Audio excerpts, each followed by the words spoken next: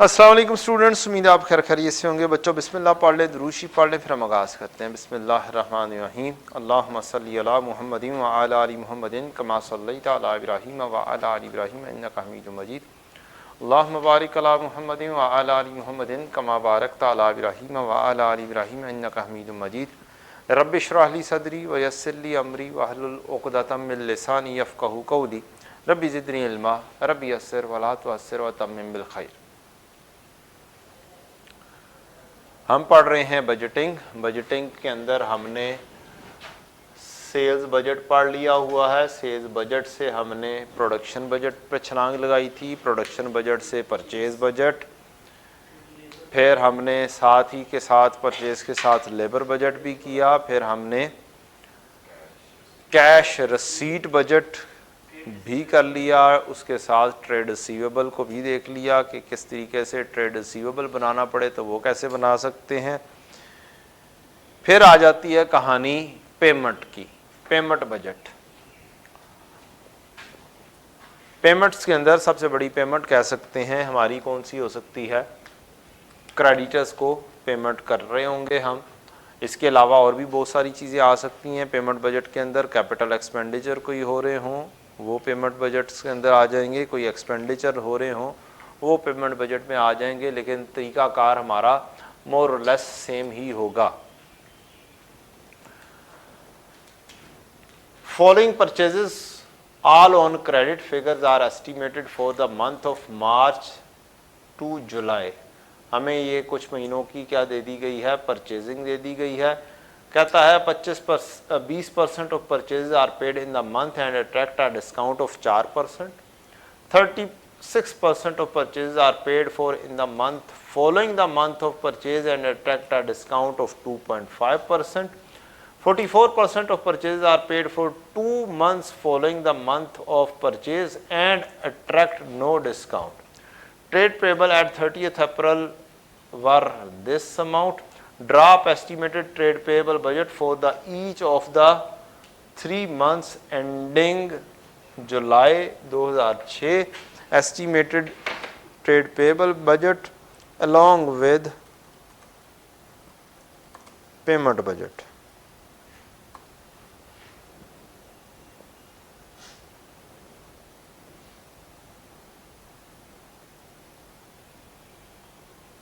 लें जी, अब स्टार्टिंग हमारी होगी परचेजेस से। देयर आर चांसेस कि ये परचेजेस जब हम कोई बड़े क्वेश्चंस कर रहे हों, ये परचेजेस भी आपको किसी न किसी तरीके से निकालनी पड़े। सेल्स के रिलेशन से आप पहुंचेंगे कॉस्ट ऑफ सेल्स पर, और कॉस्ट ऑफ सेल्स के अंदर क्लोजिंग स्टॉक ऐड करेंगे, ओपनिंग स्टॉक लेस करेंगे, तो आप परचेजिंग के ऊपर पहुंच जाएंगे। ठीक, तो तरीके से भी पहुंचना पड़ सकता है। हमारा फोकस चूंकि इस क्वेश्चन के अंदर पेमेंट्स के ऊपर है, इसलिए वो वाली कहानियाँ इस क्वेश्चन में मौजूद नहीं है, लेकिन अल्टीमेटली ऐसा काम हो सकता है। हम काम वैसे ही करेंगे जिस तरीके से करते होते हैं। हम कॉलम बना लेंगे और जितने कॉलम अवेलेबल हैं सारे के सारे कॉलम आप क्या करेंगे, बनाकर साइड पे कर देंगे। कितने महीने हैं, मार्च, अप्रैल, मई, जून, जुलाई। बेटा ज़रा मार्कर्स का तो इंतज़ाम करना।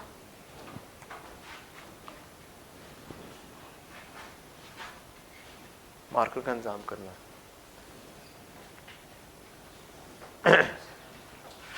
मार्च, अप्रैल, मई, जून, जुलाई। और हमारा मेन फोकस कौन कौन से महीने हैं, कौन कौन से 3 महीने कहे, जुलाई। जुलाई से पीछे 3 महीने आपका मेन फोकस है। ये आपका मेन फोकस है जी, मई, जून और जुलाई। आप अपने लिए ऐसा भी कर सकते हैं, ऐसे लिखें और हेडिंग बना दें बजटेड, ऐसे करके। उससे होगा ये कि आपके लिए एक आंसर एग्जामिनर को भी नजर आएगा कि ये वाले मंथ्स क्या हैं, बजटिंग से रिलेटेड हैं। हमें गिवन किया है परचेजेस, हम सारी की सारी टॉप पर लिख देंगे परचेजेस कितनी है, और परचेजेस को हम बोल देते हैं ए। 78,000, 82,000, 80,000, 86,000, 88,000। बहुत बहुत शुक्रिया।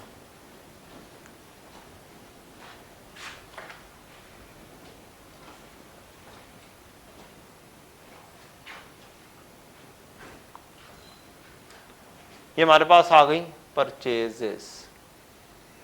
अब आपने इससे बनानी है पेमेंट्स, तो पेमेंट बजट आपका यहां पर बन रहा होगा।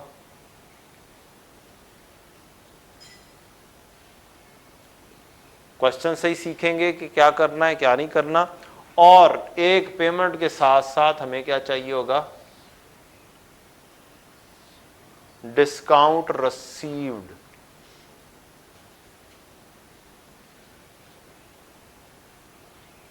क्योंकि क्रेडिटर का अगर हमें बजट कहेगा, पेबल का बजट कहेगा, तो वो इसी तरीके से आपको परफॉर्म करना होगा।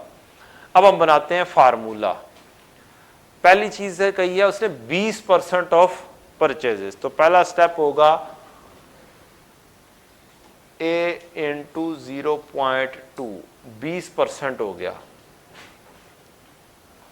और डिस्काउंट 4% दे देंगे तो इसका मतलब है हमें 96% हासिल हो जाएंगे, इंटू 0.96। यह आ गया आपकी करंट मंथ से रिलेट करते हुए। इसी का ही डिस्काउंट का फार्मूला A इंटू 0.2, 20%, और उसका 4%, ये डिस्काउंट बन रहा है, और ये आपका आ गया करंट मंथ की कहानी।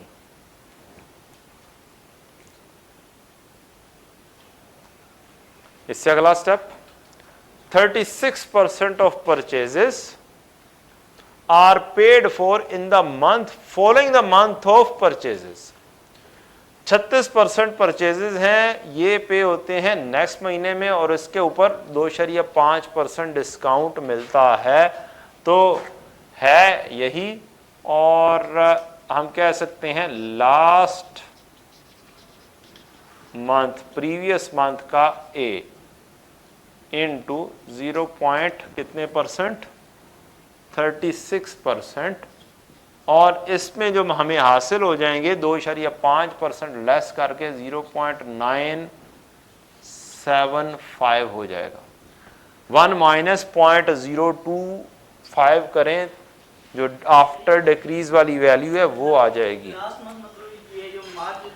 हाँ, मार्च का अप्रैल में, अप्रैल का मई में, मई का जून में, जून का जुलाई में, लास्ट मंथ, पिछले महीने का ए, उसका 36%।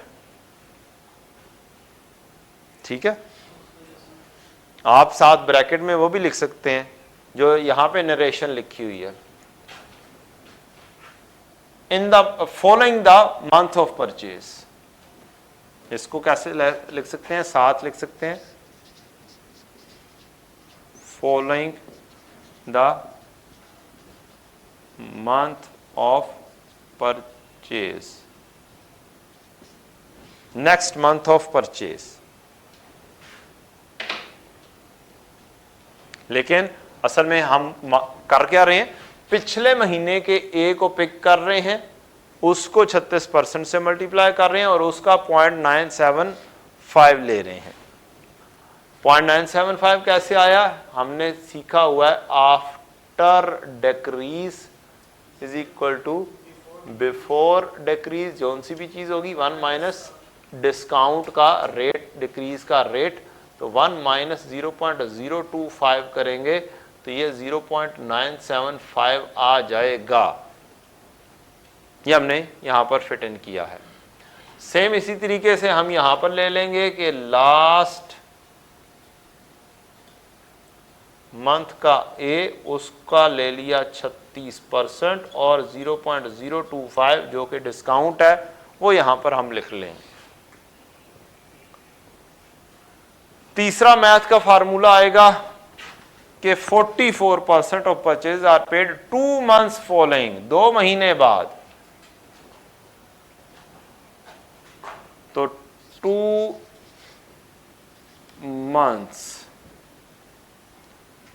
ओल्ड ए, 2 महीने पुराना ए को लो, उसका क्या कर लो 40% ले लो, 44% ले लो। इस पे कोई डिस्काउंट कोई कुछ नहीं लगना, अट्रैक्ट डिस्काउंट इस पर नहीं होगा। ये जस्ट आपने फार्मूला बना लिए, फिर जस्ट क्या है कैलकुलेटर का काम है। अगर अच्छे फार्मूलाज आपने जनरेट कर लिए हैं तो आसानी, अगर अच्छे फार्मूला जनरेट नहीं किए तो एक मुश्किल पेश आएगी आपको काम करने में।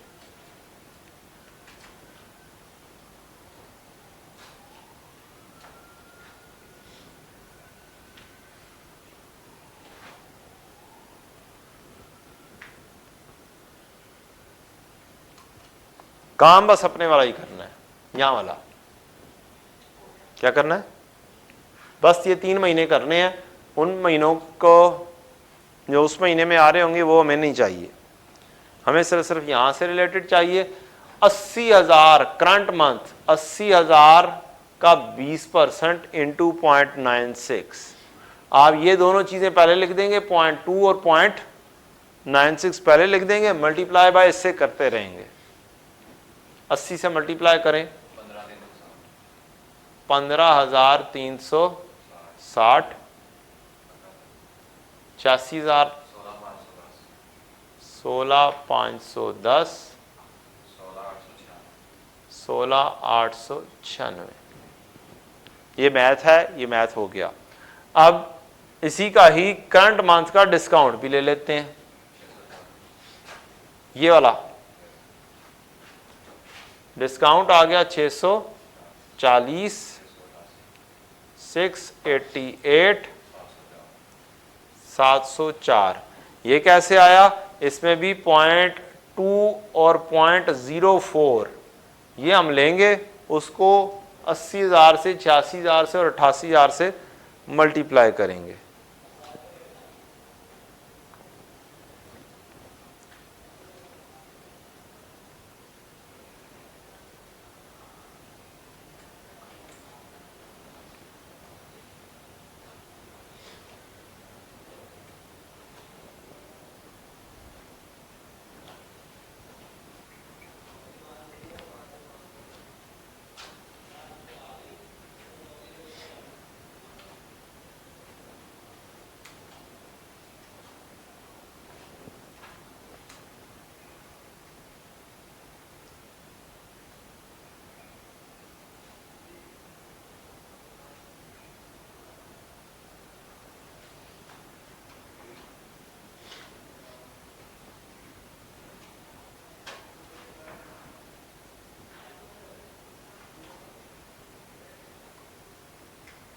बात क्लियर होगी बच्चों?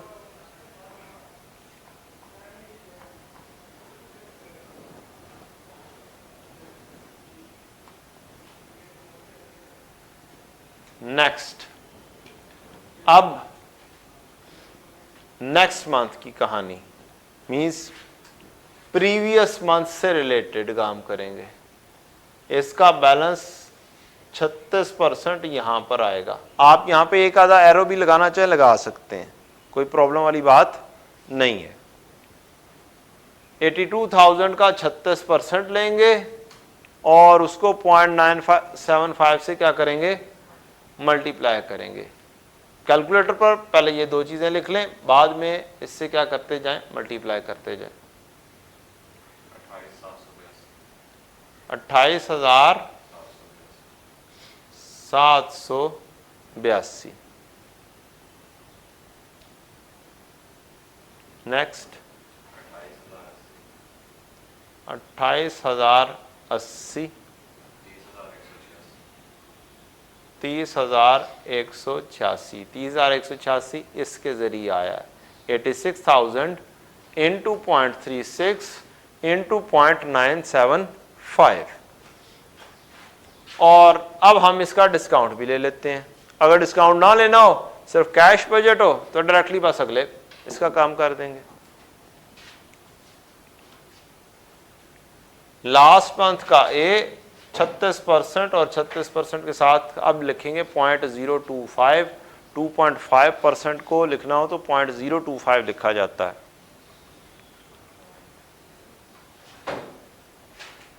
0.25 ना लिख दें, बच्चे ये गलतियां कर जाते होते हैं। क्या है? 2.5% जो होता है ये इज इक्वल टू 0.025 होता है। अक्सर देखा गया कि यहाँ पे बच्चे गलती करते हैं, जहाँ पे ये छोटी सी अमाउंट होती है। और अगर कभी 0.5% आ जाए तो यहाँ पे मजीद गलतियां कर देते हैं। अगर ऐसा सिचुएशन हो तो आप एक काम किया करें, 0.5 को 100 से तकसीम किया करें, या 2.5 को 100 से तकसीम करके देख लिया करें कि ये वैल्यू क्या बनती है। तो ये वाली वैल्यू 0.005 बन जाएगी।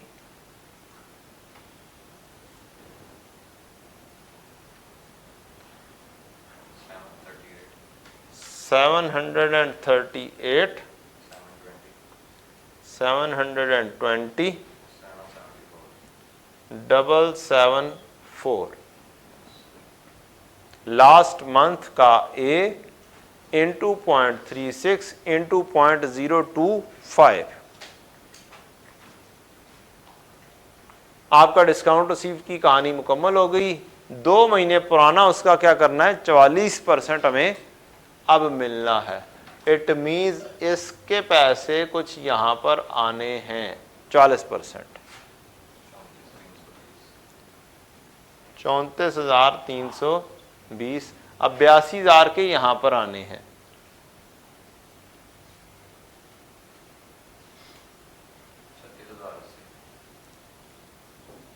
और 80,000 के यहां पर आने हैं। बस ये वाली साइंस हमने समझनी है। ये वाली साइंस हमें समझ लग गई तो समझें क्वेश्चन सॉल्व।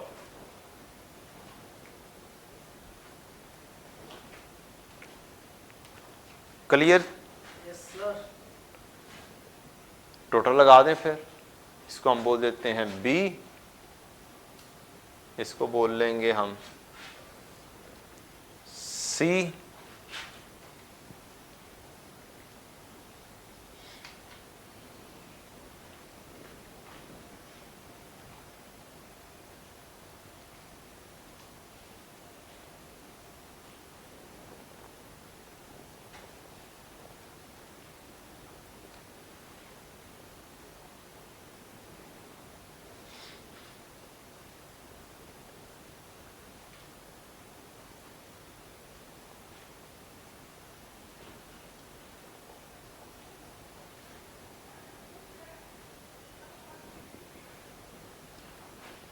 जी 78,462। अगला 80, 672 और 82,282।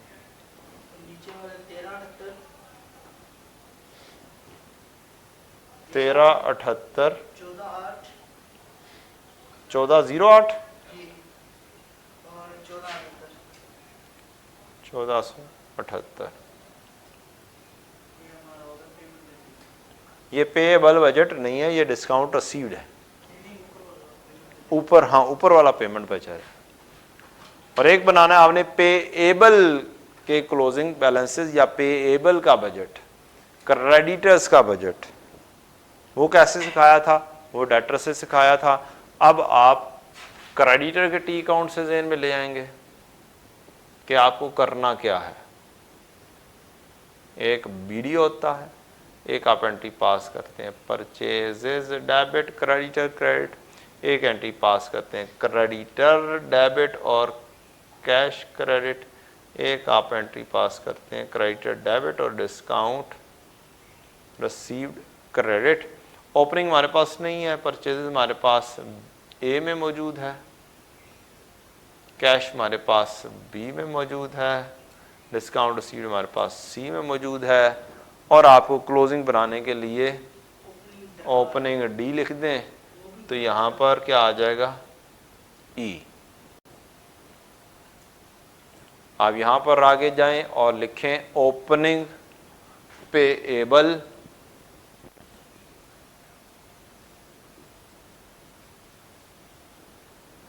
इसको हम बोलेंगे डी, और साथ ही लिख देंगे हम closing payable E is equal to D में ए को ऐड कर दो माइनस बी कर दो माइनस सी कर दो। ऐसे ही काम करोगे भाई, डी में ए को ऐड कर दोगे माइनस बी माइनस सी करोगे, कहाँ पर पहुंच जाओगे, क्लोजिंग पर पहुंच जाओगे। और हमें क्वेश्चन में दिया हुआ है 79360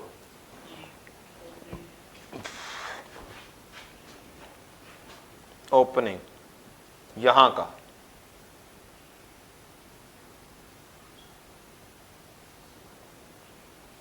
और क्लोजिंग हम इस फार्मूले के जरिए बना देंगे। इस ओपनिंग में 80,000 ऐड करेंगे, ये लेस करेंगे और ये लेस करेंगे।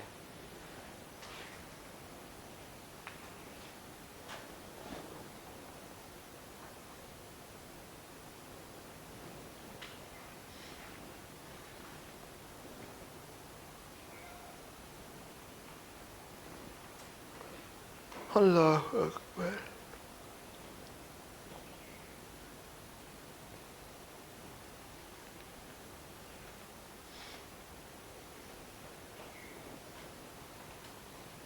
आपका बेटा ये टोटल सही नहीं आ रहा।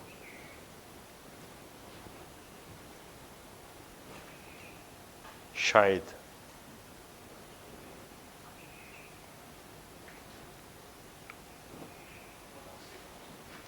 क्या चीज 79,520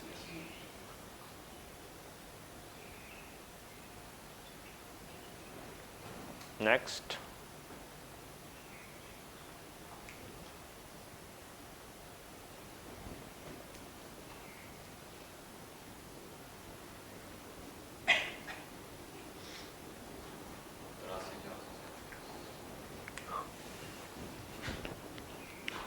ये क्लोजिंग अगले महीने का बन जाएगा ओपनिंग 79520। अब बताना बेटा,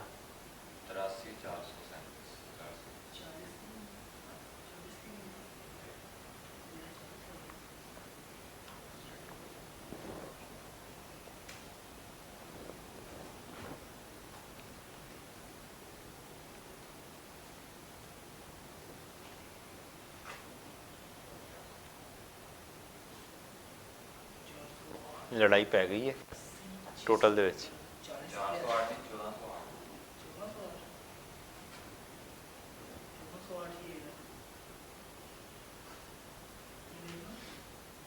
कैलकुलेटर लड़ाई हो गई है जी।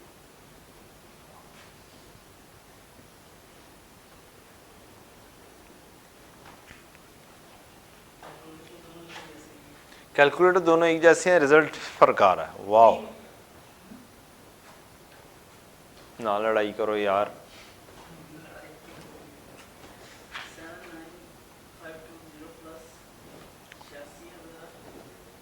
79520 प्लस आपका 86,000 ऐड हो जाएगा माइनस 80,672 हो जाएगा माइनस 1408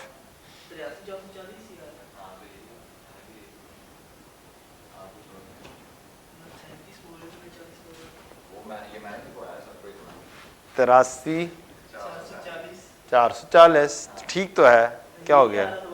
बस ठीक है, ऐसे ही एक दूसरे को परेशान कर रहे हो। 83,440 आ गया। एक महीने का क्लोजिंग, अगले महीने का ओपनिंग होगा।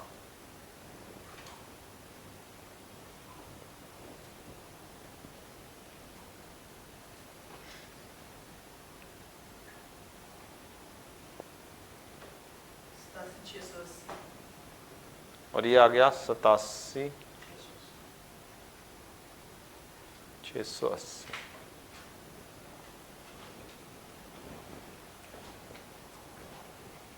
जी एनी क्वेश्चन, एनी क्यूरी?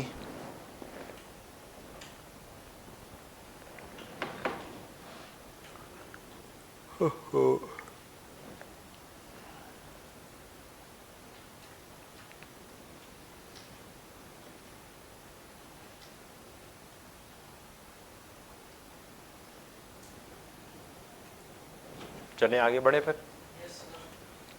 अच्छा, अब हम बढ़ते हैं कैश के प्रॉपर बजट पर। क्या?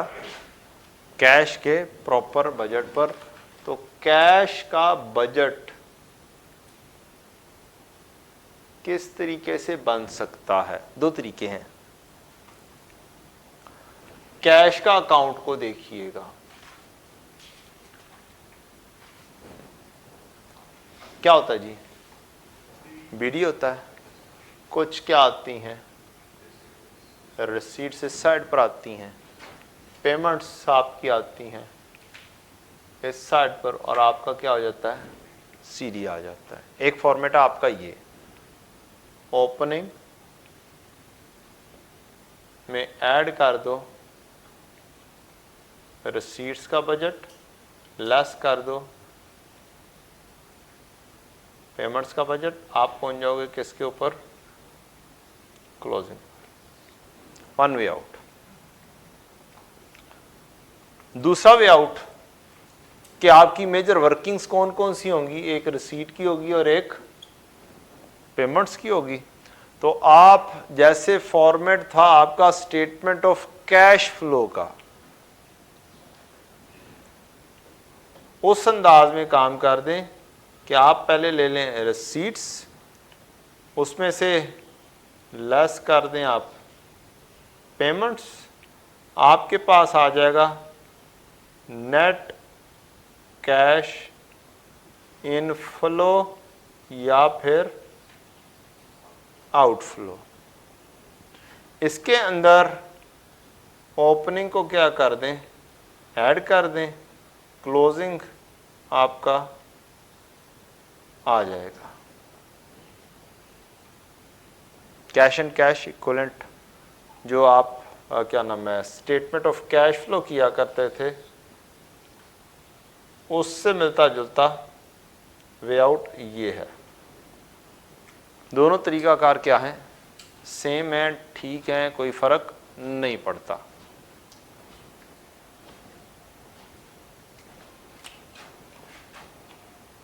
जी any question, any query, any question इस चीज के ऊपर?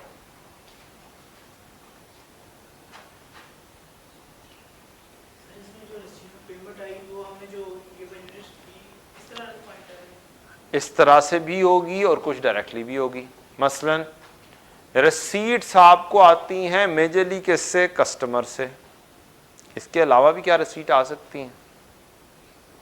क्या कोई अदर इनकम वगैरह हो तो उसकी रसीट आएगी? क्या ऐसा पॉसिबल है कि आपने कोई फिक्स एसेट सोचा हुआ है कि यार 2 साल बाद हमने क्या कर देना है, या 2 महीने 3 महीने बाद बेच देना है, तो हमें उसके अंदाज़न इतने पैसे आ जाएंगे? तो ये अदर भी रिसीट्स आ रही होंगी। इसी तरह से पेमेंट्स में सिर्फ पेमेंट टू सप्लायर नहीं है, यह आपने वर्कआउट की है पेमेंट टू सप्लायर। इसके अलावा पेमेंट्स, एक्सपेंडिचर्स की पेमेंट्स, गवर्नमेंट को पेमेंट्स टैक्सेस की सूरत में, तो काम एक नहीं है। काम क्या है? मुख्तलिफ किस्म के हैं। ये तो हम बिल्कुल बेसिक लेवल पर एक चीज़ सीख रहे थे कि जनाब जो अगर पेमेंट बजट बनाना पड़ जाएगा तो उसका कॉन्सेप्ट क्या है, किस तरह की वर्किंग्स आपको करनी पड़ेगी और आप किस तरीके से पहुंच सकते हैं। अब इसको अलहदा से वर्किंग में भी लिया जा सकता है और इसको उठाकर जैसे हम पेमेंट्स बनाएं, पेमेंट की एक हेडिंग बनाएं और उसके नीचे भी काम किया जा सकता है। ओवरऑल बेहतर यही होगा कि इस तरह की चीज को हम क्या करें, वर्किंग्स के अंदर ले जाएं, वर्किंग में बनाएं और एक वैल्यू जैसे ये बी लिखा है, ये बी को उठाकर अपने कैश बजट के अंदर लिख दें। तो हमारे पास एक सिमेट्री के अंदर एक इजी वे आउट में आंसर भी हो जाएगा और उसकी क्रॉसिंग हम कैसे कर रहे होंगे, ये एबीसी की फॉर्म में वर्किंग से कर रहे होंगे। बढ़ते हैं मजीद आगे। तो ये दो तरीकाकार मैंने कैश बजट के लिखे हुए हैं, फॉर्मेट 1, फॉर्मेट 2, दोनों मैंने वहां पर भी आपके साथ डिस्कस कर दिए हैं। अब कहानी आती है बच्चों सबसे इंपॉर्टेंट चीज की। सबसे इंपॉर्टेंट चीज क्या, सारी चीजें इंपॉर्टेंट है? क्या नहीं है?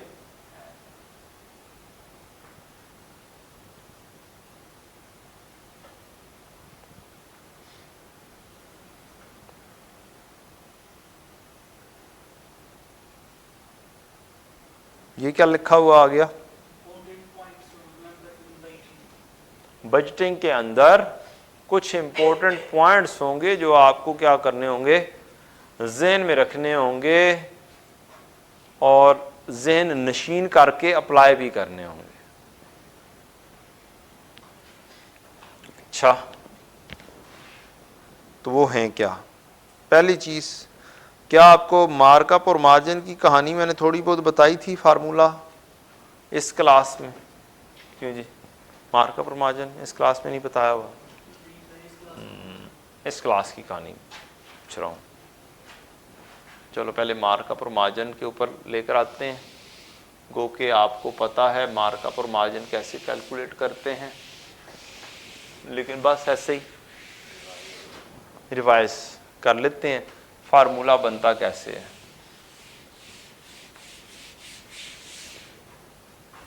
फिर आगे हम चलेंगे।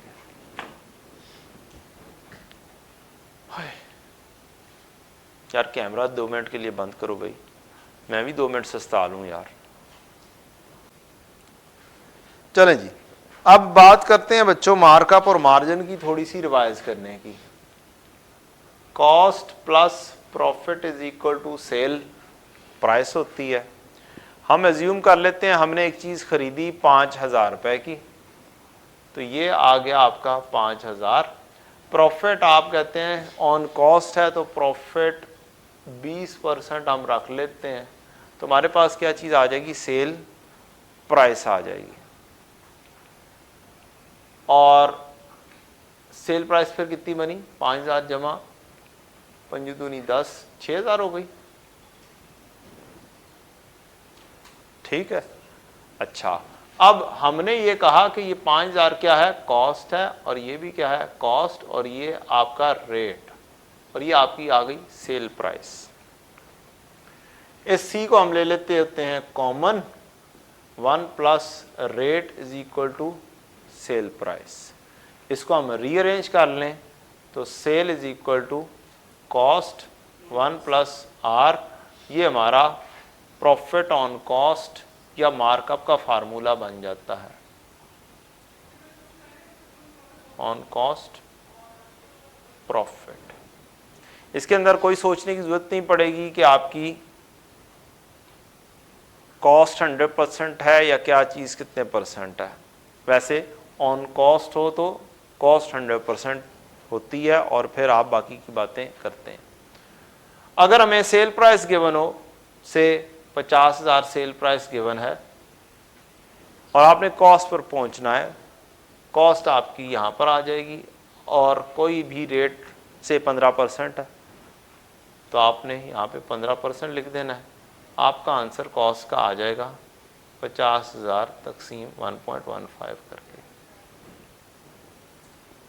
तो ये है मेरा तरीकाकार, मैं इसको सिंस माय चाइल्डहुड इस्तेमाल कर रहा हूँ और फिर मैं अपने स्टूडेंट्स को यही तरीकाकार सिखाता हूँ।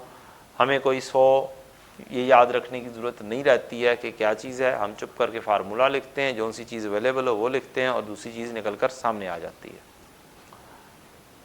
अगली चीज़ cost plus profit is equal to sale है। तो अगर हमें पहले सेल प्राइस का पता हो और प्रॉफिट ऑन सेल हो तो हम कुछ यूं कह सकते हैं कि सेल प्राइस हमारे पास आ गई से 40,000 और प्रॉफिट फिर हो गया 40,000 का 20% से। तो कॉस्ट हमारी, ये प्रॉफिट दूसरी साइड पर जाएगा तो क्या हो जाएगी, कॉस्ट हमारे पास 32,000 आ जाएगी। लेकिन हम इसको क्या करने लगे हैं, फार्मूले में कन्वर्ट करने लगे हैं। ये चीज़ दूसरी साइड पे जाएगी, ये भी दूसरी साइड पर जाएगी, तो आपकी cost is equal to sale minus profit हो जाएगा। और कॉस्ट सेल हमारे पास 40,000 है और ये 40,000 के ऊपर प्रॉफिट है 0.2। 40,000 को मैं ले लेता हूँ कॉमन, या सेल प्राइस को मैं ले लेता हूँ कॉमन। ये हमारे पास आ गया दूसरा फार्मूला। अब हम सेल को कॉमन ले लेंगे और 1 माइनस आर, ये हमारे पास हो जाएगा दूसरा फार्मूला मार्जिन का ऑन सेल प्रॉफिट का।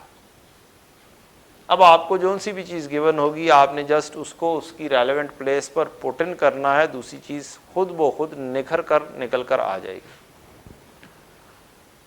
एक फार्मूला और जो कि आप लोग FAR2 में कंसोलिडेशन में बहुत ज़्यादा इस्तेमाल कर सकते हैं या कर चुके हैं, वो है profit is equal to CR।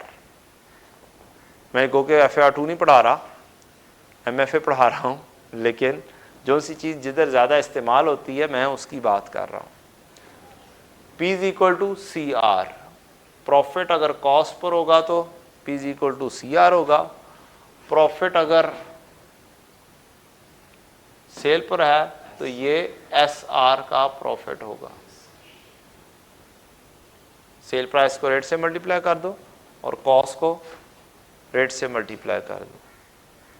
तो ये दो फार्मूलाज आपके इस्तेमाल वहाँ पर हो सकते हैं। वहाँ पर मज़ीद इसको कॉस्ट गिवन नहीं होती, नॉर्मली सेल प्राइस गिवन होती है, तो हम कॉस्ट इस फार्मूले को रीअरेंज करके निकाल लेते हैं। Cost is equal to S over 1 plus R, इसको यहाँ पर फिट इन कर देते हैं, S over 1 plus R into R. ये हमारा फार्मूला बन जाता है जो कि आप वहाँ पर कंसोलिडेशन में इस्तेमाल कर सकते हैं। अच्छा जी, क्योंकि बहुत सारे स्टूडेंट्स R2 भी पढ़ रहे होंगे, इस वजह से मैंने कहा कि साथ साथ गाइडेंस मिल जाएगी उनको R2 से भी रिलेटेड। तो ये हो गए दो फार्मूला जो हमारे रूटीन में इस्तेमाल होने हैं, मार्कअप और मार्जिन का। लें जी, अब कुछ मोटे मोटे और इम्पोर्टेंट पॉइंट्स पर बढ़ते हैं बजटिंग के। ये पॉइंट्स आपने बहुत ज़्यादा ज़हन में रखने हैं और इनकी बेसिस के ऊपर हमारी बजटिंग मज़ीद आसान हो जाएगी इंशाल्लाह।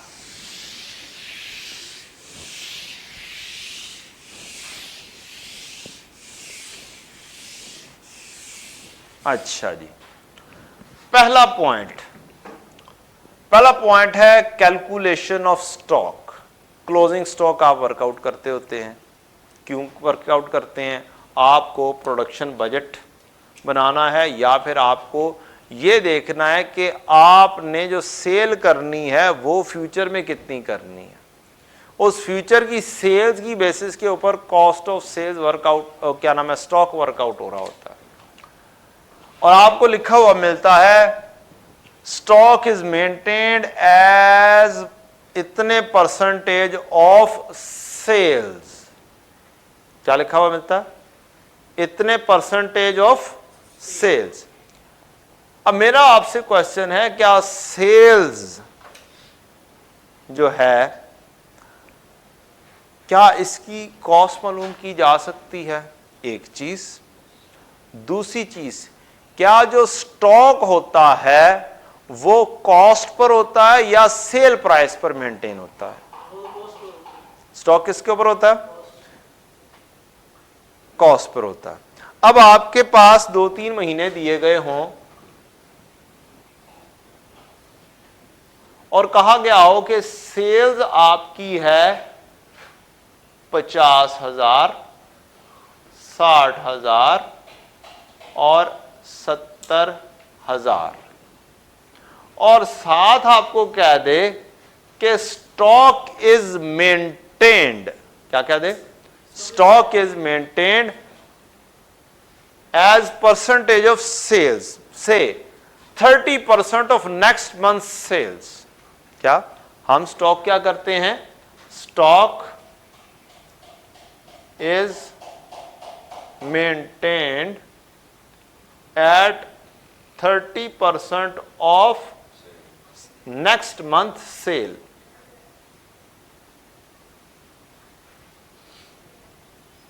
मीन्स आप क्लोजिंग स्टॉक की बात कर रहे हैं। क्या कर रहे हैं?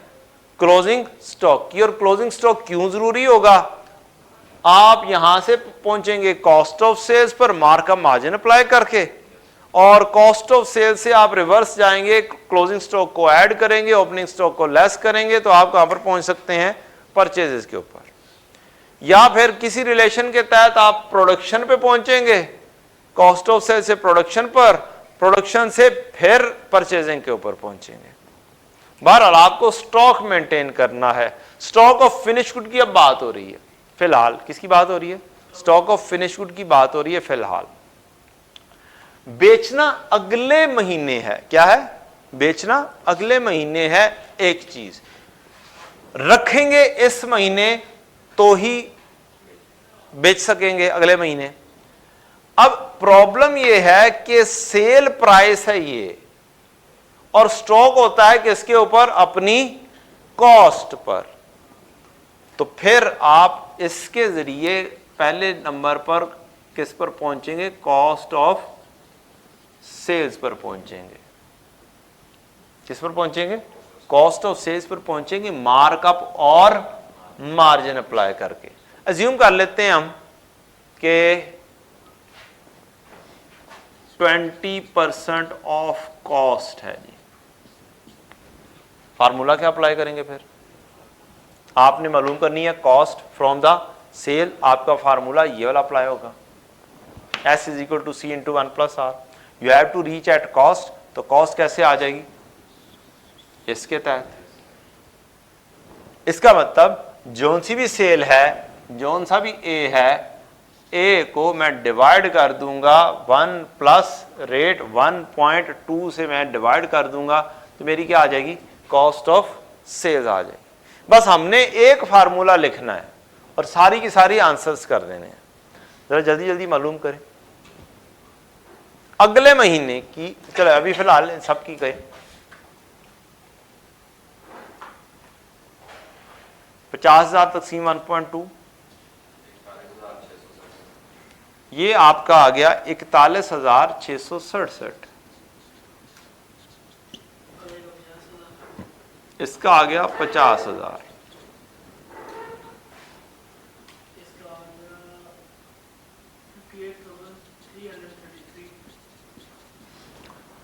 अब साथ कहा गया stock is maintain at 30% of next month. यहां पे लिखा क्या हुआ है अंग्रेजी में? नेक्स्ट मंथ सेल्स लिखा हुआ है, लेकिन जेन्युइनली क्या होगा? नेक्स्ट मंथ की कॉस्ट ऑफ सेल्स का 30% होगा। Reason, stock is the cost, not the sale value. ये आप अपने पास लिख लें। स्टॉक नेक्स्ट मंथ की सेल, ये बी हो गया, नेक्स्ट मंथ की सेल का 30%। Next month cost of sales into 0.3, ऐसे वर्कआउट होकर आएगा। यहां पर आ जाएगा ये 15,000। कैसे बेटा? 30% 50,000 का 15,000, इसका 30%। ठीक है, 17,500 और यहाँ पे तो आगे है ही नहीं फिलहाल, ठीक है। तो ये है इसका रूल। अब दोबारा से रूल पढ़ते हैं। When it is written as stock is maintained as some percentage of sales, it is actually means percentage of cost. Reason उसकी मैंने क्या बताई कि क्योंकि स्टॉक कॉस्ट पर मेंटेन होता है तो वो कॉस्ट के ऊपर आना चाहिए है। A stock is always shown on cost. याद करें IS2 lawyer of cost and NRV, and normally NRV is higher than the cost। तो ये एक छोटी सी एग्जांपल, तो मैंने वैसे इससे बड़ी एग्जांपल आपको करवा दी है।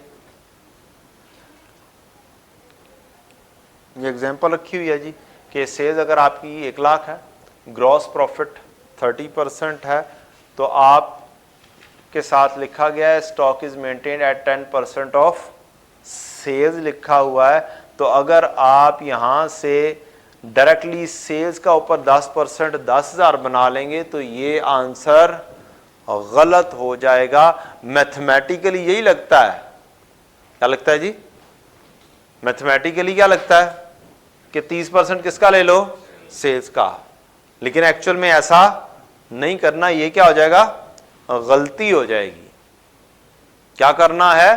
पहले कॉस्ट पर जाना है, उस कॉस्ट का 30% लेंगे तो ये स्टॉक मेंटेन हो जाएगा और होगा नॉर्मली नेक्स्ट मंथ की सेल्स या नेक्स्ट मंथ की कॉस्ट ऑफ सेल्स। रीजन उसकी कि सेल जो भी करनी है वो अगले महीने में करनी है, उससे रिलेट करके इस महीने का क्या बनाएंगे आप? क्लोजिंग स्टॉक बनाएंगे। लें जी बच्चों, टाइम हो गया और इंशाल्लाह नेक्स्ट हम क्या करेंगे, ये बाकी के बहुत सारे रूल्स पढ़ेंगे। हमारे पास कोई 10 एक रूल्स हैं जिसको हमने समझना है, समझ के करना है और फिर हमारे इंशाल्लाह पास पेपर्स की भरमार शुरू हो जाएगी। थैंक यू, अस्सलाम वालेकुम।